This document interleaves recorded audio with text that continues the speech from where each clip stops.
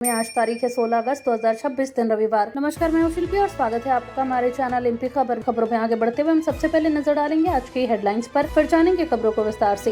भोपाल में मंत्रालय के पास रहने वाले झुग्गी परिवारों का होगा पुनर्वास, दानापानी और बाणगंगा में शिफ्टिंग की तैयारी। आगर में स्वतंत्रता दिवस समारोह के बीच एलईडी स्क्रीन और बिजली केबल में अचानक लगी आग, कार्यक्रम में मची अफरा तफरी। सीएम हेल्पलाइन की शिकायतों में लापरवाही पड़ी भारी, सतना के लेखपाल निलंबित। हर साल 1 लाख युवाओं को रोजगार देने का लक्ष्य, एमपी के हर जिले में बनेंगे एमएसएमई पार्क। उज्जैन में स्कूल शिफ्टिंग के खिलाफ छात्राओं का प्रदर्शन, 300 से ज्यादा लड़कियां कलेक्टर कार्यालय पहुंची। ग्वालियर में 3 दिन में ओपीडी मरीजों की संख्या 10,000 पार, जयारोग्य अस्पताल में 10,074 मरीज पहुंचे। चलिए खबरों को जानते हैं विस्तार से। भोपाल में मंत्रालय के पास रहने वाले झुग्गी परिवारों का होगा पुनर्वास, दानापानी और बाणगंगा में शिफ्टिंग की तैयारी। भोपाल में मंत्रालय के आसपास बसे झुग्गी परिवारों को अब दूसरी जगह शिफ्ट करने की तैयारी है। रिपोर्ट के मुताबिक इन परिवारों को दानापानी और बाणगंगा क्षेत्र में पुनर्वासित किया जाएगा, यानी मंत्रालय के आसपास मौजूदा झुग्गियों को हटाकर वहां की जमीन को खाली कराया जाएगा। प्रशासन की योजना में प्रभावित परिवारों को नए स्थान पर बसाना शामिल है। इस फैसले का सीधा असर मंत्रालय के आसपास लंबे समय से रह रहे झुग्गी वासियों पर पड़ेगा। अब प्रशासन की ओर से ये प्रक्रिया आगे बढ़ाई जाएगी कि कौन कौन से परिवार पुनर्वास के पात्र हैं और उन्हें किस स्थान पर शिफ्ट किया जाएगा। दानापानी और बाणगंगा में पुनर्वास के बाद मंत्रालय क्षेत्र की जमीन का उपयोग किस तरह किया जाएगा, इस पर भी नजर रहेगी। एमपी में मंदिरों का होगा पूरा रिकॉर्ड डिजिटल, 22,000 मंदिरों की जमीन और कब्जे की जानकारी होगी ऑनलाइन। मध्य प्रदेश में शासन संधारित मंदिरों से जुड़े रिकॉर्ड को डिजिटल करने की तैयारी है। इसके तहत पुजारियों की जानकारी, मंदिर का इतिहास और उसकी अचल संपत्तियों का रिकॉर्ड डिजिटल किया जाएगा। रिपोर्ट के अनुसार 22,000 मंदिरों की जमीन और उस पर मौजूद कब्जे की जानकारी ऑनलाइन दर्ज कराने की योजना है। इससे मंदिरों की संपत्तियों का रिकॉर्ड एक जगह उपलब्ध हो सकेगा और जमीन से जुड़े मामलों की निगरानी आसान होगी। डिजिटल रिकॉर्ड में जमीन की सिर्फ जानकारी ही नहीं बल्कि संबंधित मंदिर और उसके पुजारी से जुड़ी जानकारी भी दर्ज की जाएगी। खास बात यह है कि मंदिरों की संपत्तियों का ऑनलाइन विवरण उपलब्ध होने से भविष्य में रिकॉर्ड की जांच और सत्यापन में भी आसानी होगी। सरकार की इस व्यवस्था का मुख्य फोकस मंदिर संपत्तियों के रिकॉर्ड को व्यवस्थित और डिजिटल बनाना है। नीट में स्वतंत्रता सेनानी आश्रित प्रमाण पत्र से लाभ मांगने वाली याचिका खारिज, एमपी हाईकोर्ट ने राहत देने से किया इनकार। ग्वालियर में नीट प्रवेश से जुड़ा मामला मध्य प्रदेश हाईकोर्ट पहुंचा था, जहां स्वतंत्रता सेनानी के आश्रित के प्रमाण पत्र के आधार पर नीट में लाभ देने की मांग की गई थी। याचिकाकर्ता की ओर से अदालत से संबंधित श्रेणी का लाभ देने की मांग की गई, लेकिन हाईकोर्ट ने याचिका खारिज कर दी। यानी अदालत ने इस मामले में याचिकाकर्ता को मांगी गई राहत नहीं दी। मामला इसलिए भी महत्वपूर्ण है क्योंकि नीट प्रवेश परीक्षा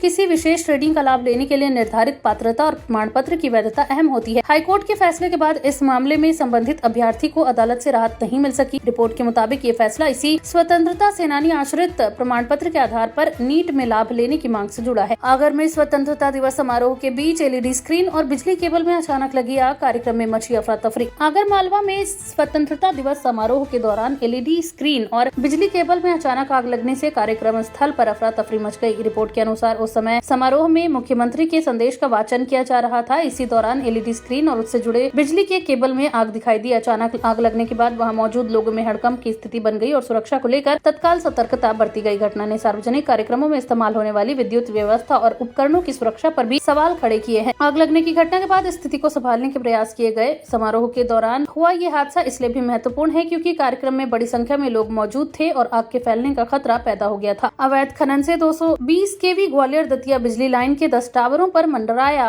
गिरने का खतरा, 75,000 हेक्टेयर खेतों की बिजली आपूर्ति प्रभावित होने की आशंका। ग्वालियर दतिया की 220 केवी बिजली लाइन के 10 टावरों पर अवैध खनन की वजह से गंभीर खतरा पैदा हो गया। रिपोर्ट के मुताबिक खनन के कारण टावरों के आसपास की जमीन कमजोर हो गई है, जिससे इसके गिरने की आशंका बढ़ गई है। अगर इनमें से कोई टावर गिरता है तो इसका असर सिर्फ बिजली व्यवस्था तक सीमित नहीं रहेगा बल्कि बड़ी संख्या में किसानों को भी परेशानी हो सकती है। रिपोर्ट में बताया गया कि इस लाइन से करीब 75,000 हेक्टेयर खेतों तक बिजली आपूर्ति जुड़ी हुई है। ऐसे में लाइन के टावरों को नुकसान पहुंचने पर कृषि क्षेत्र की बिजली व्यवस्था प्रभावित हो सकती है। मामले में अवैध खनन को रोकना और टावरों की सुरक्षा सुनिश्चित करना बिजली विभाग के सामने बड़ी चुनौती बन गया है। ग्वालियर में 3 दिन में ओपीडी मरीजों की संख्या 10,000 पार, जयारोग्य अस्पताल में 10,074 मरीज पहुँचे। ग्वालियर के जयारोग्य अस्पताल में 12 से 14 अगस्त के बीच ओपीडी में मरीजों की संख्या 10,000 का आंकड़ा पार कर गई। 3 दिनों में कुल 10,074 मरीज इलाज के लिए पहुंचे। इतनी बड़ी संख्या में मरीज के आने से अस्पताल के अलग अलग विभागों पर दबाव बढ़ा। रिपोर्ट के अनुसार मेडिसिन और सर्जरी विभाग में मरीजों की संख्या ज्यादा रही। अस्पताल की ओपीडी में लगातार बढ़ रही भीड़ के कारण मरीजों को जांच, डॉक्टर से परामर्श और इलाज के लिए लंबा इंतजार करना पड़ रहा है। 3 दिन में 10,000 से ज्यादा मरीज पहुंचना अस्पताल में बढ़ते मरीज भार को दिखाता है। अस्पताल प्रशासन के सामने अब बड़ी संख्या में मरीजों को व्यवस्थित तरीके से इलाज उपलब्ध कराने की चुनौती है। जबलपुर जिला पंचायत में खुलेगा शहर का पहला दीदी कैफे, महिलाएं संभालेंगी पूरा संचालन। जबलपुर में महिलाओं को रोजगार और आत्मनिर्भरता से जोड़ने के लिए जिला पंचायत परिसर में पहला दीदी कैफे शुरू किया जाएगा। नई दुनिया की रिपोर्ट के मुताबिक कैफे का संचालन महिलाओं द्वारा किया जाएगा और यहाँ के घर के स्वाद वाले नाश्ते, भोजन और अन्य व्यंजन उपलब्ध कराए जाएंगे। इसका उद्देश्य महिलाओं को काम का अवसर देने के साथ उनकी आय बढ़ाने का माध्यम तैयार करना है। कैफे में तैयार होने वाले खाद्य पदार्थों की गुणवत्ता और साफ सफाई पर भी ध्यान रहेगा। वहीं जिला पंचायत परिसर में शुरू होने के कारण यहाँ आने वाले अधिकारी, कर्मचारी और आम लोगों को भी भोजन और नाश्ते की सुविधा मिलेगी। ये पहल महिलाओं को सिर्फ रोजगार देने तक ही सीमित नहीं है, बल्कि उन्हें कैफे के संचालन की जिम्मेदारी देकर स्वरोजगार और आर्थिक आत्मनिर्भरता से जोड़ने की कोशिश भी है। सीएम हेल्पलाइन की शिकायतों में बड़ी लापरवाही पड़ी भारी, सतना के लेखपाल निलंबित। सतना में सीएम हेल्पलाइन की शिकायतों के निराकरण में लापरवाही एक लेखपाल को भारी पड़ गई। शिकायतों के मामलों में अपेक्षित कार्रवाई और समय पर समाधान नहीं करने को लेकर प्रशासन ने सख्त कदम उठाते हुए संबंधित लेखपाल को निलंबित कर दिया। रिपोर्ट के मुताबिक जन शिकायतों के निराकरण में लापरवाही को प्रशासन ने गंभीरता से लिया है। अधिकारियों की ओर से स्पष्ट किया गया कि सीएम हेल्पलाइन पर आने वाली शिकायतों को केवल दर्ज करना पर्याप्त नहीं है, बल्कि उनका समय सीमा में उचित निराकरण भी जरूरी है। कार्रवाई के बाद संबंधित विभागों में भी जवाबदेही को लेकर सख्ती बढ़ने की संभावना है। प्रशासन अब शिकायतों के निपटारे की प्रक्रिया की निगरानी पर जोर दे रहा है, ताकि लंबित मामलों और लापरवाही को लेकर जिम्मेदार अधिकारियों, कर्मचारियों पर कार्रवाई की जा सके। विदेश में नौकरी दिलाने के नाम पर उज्जैन के युवक से 26.75 लाख की ठगी, दस्तावेज और नौकरी का भरोसा देकर ऐंठी रकम।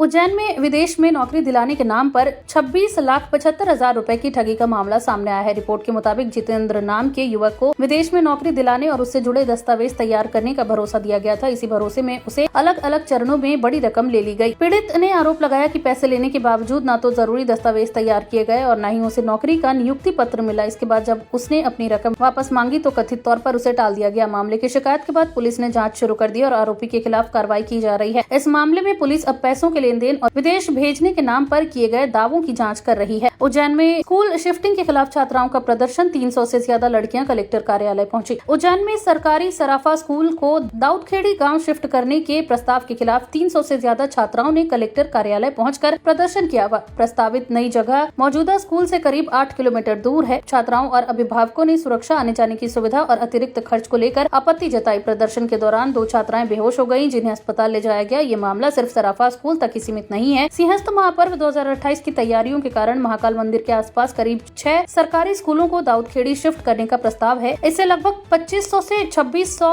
विद्यार्थियों को प्रभावित होने की बात सामने आई है। छात्राओं का कहना है कि दूर से आने वाली बेटियों को कई जगह बस बदलनी पड़ेगी, जिससे सुरक्षा और रोजाना आने जाने की परेशानी बढ़ेगी। जिला शिक्षा अधिकारी ने कहा कि स्कूलों से जुड़े प्रस्ताव सरकार को भेजे गए हैं और अंतिम फैसला जिला स्तरीय निगरानी समिति करेगी। भोपाल आगरा ग्रीनफील्ड एक्सप्रेसवे को मिली मंजूरी। 15,000 करोड़ की परियोजना से 12 से 13 घंटे का सफर घटकर करीब होगा 7 घंटे में। भोपाल से आगरा के बीच नया ग्रीनफील्ड एक्सप्रेसवे बनाने की परियोजना को केंद्रीय सड़क परिवहन एवं राजमार्ग मंत्रालय ने मंजूरी दे दी है। करीब 15,000 करोड़ रुपए की लागत वाली ये परियोजना 4 लेन की होगी। NHAI के परियोजना विवरण के अनुसार इसका मार्ग मध्य प्रदेश में विदिशा और सागर से होकर आगे उत्तर प्रदेश की महोबा और झांसी सीमा की तरफ जाएगा। फिलहाल भोपाल से आगरा पहुंचने में करीब 12 से 13 घंटे लगते हैं, लेकिन एक्सप्रेसवे बनने के बाद ये सफर लगभग 7 घंटे में पूरा होने का अनुमान है। परियोजना से बुंदेलखंड क्षेत्र की कनेक्टिविटी बेहतर होने के साथ माल ढुलाई की लागत घटने की उम्मीद है। वहीं मार्ग पर विश्राम स्थल, ई वाहन चार्जिंग स्टेशन और आपातकालीन चिकित्सा केंद्र जैसी सुविधाएं प्रस्तावित है। एक्सप्रेसवे के आसपास औद्योगिक गलियारे और लॉजिस्टिक्स पार्क विकसित करने की भी योजना है। भूमि अधिग्रहण और पर्यावरण समेत अन्य मंजूरियों की प्रक्रिया चल रही है, जबकि निर्माण 3 साल के भीतर पूरा करने का लक्ष्य रखा गया है। एमपी में फिर सक्रिय हुआ मानसून। आज 21 जिलों में भारी बारिश का अलर्ट। 43 जिले अब भी सामान्य से कम बारिश से जूझ रहे। मध्य प्रदेश में मानसून ने एक बार फिर रफ्तार पकड़ ली है। पूर्वी मध्य प्रदेश में मानसून सक्रिय होने के बाद आज 21 जिलों में भारी बारिश का अलर्ट जारी किया गया है। वहीं प्रदेश के 43 जिलों में भी अभी भी सामान्य से कम बारिश दर्ज हुई है। मौसम विभाग के अनुसार पूर्वी हिस्से में बारिश की गतिविधियां ज्यादा सक्रिय रहने की संभावना है, जबकि कई अन्य जिलों में भी गरज चमक के साथ बारिश हो सकती है। भारत मौसम विज्ञान विभाग ने 15 से 19 अगस्त तक पूर्वी और पश्चिमी मध्य प्रदेश के कई हिस्सों में बारिश की चेतावनी जारी की है। इसी बीच बारिश की कमी को लेकर सरकार भी चिंतित है। मुख्यमंत्री ने संबंधित विभागों को मौसम की स्थिति पर नजर रखने और जरूरी व्यवस्थाएं तैयार रखने के निर्देश दिए हैं। मौसम विभाग के ताजा पूर्वानुमान के मुताबिक पूर्वी मध्य प्रदेश में 15 से 18 अगस्त तक भारी बारिश का दौर बना रह सकता है। हर साल 1 लाख युवाओं को रोजगार देने का लक्ष्य। एमपी के हर जिले में बनेंगे MSME पार्क। स्वतंत्रता दिवस के मौके पर मुख्यमंत्री मोहन यादव ने मध्य प्रदेश के युवाओं और उद्योग उद्योग क्षेत्र को लेकर कई महत्वपूर्ण घोषणाएं की। सरकार ने हर साल 1 लाख युवाओं को रोजगार उपलब्ध कराने का लक्ष्य रखा है। इसके साथ ही प्रदेश के हर जिले में MSME पार्क विकसित करने की घोषणा की गई है। सरकार का फोकस छोटे और मध्यम उद्योगों को बढ़ावा देकर स्थानीय स्तर पर रोजगार के अवसर बढ़ाने पर है। जिलों में MSME पार्क बनने से स्थानीय उद्यमियों को औद्योगिक गतिविधियों के लिए बेहतर आधार मिलने की उम्मीद है। मुख्यमंत्री के स्वतंत्रता दिवस संबोधन में युवाओं के लिए रोजगार और प्रदेश में औद्योगिक विकास को प्रमुखता दी गई। अब इन घोषणाओं को जमीन पर लागू करने के लिए संबंधित विभागों की कार्य योजना महत्वपूर्ण होगी। भोपाल मेट्रो में अब यात्रियों का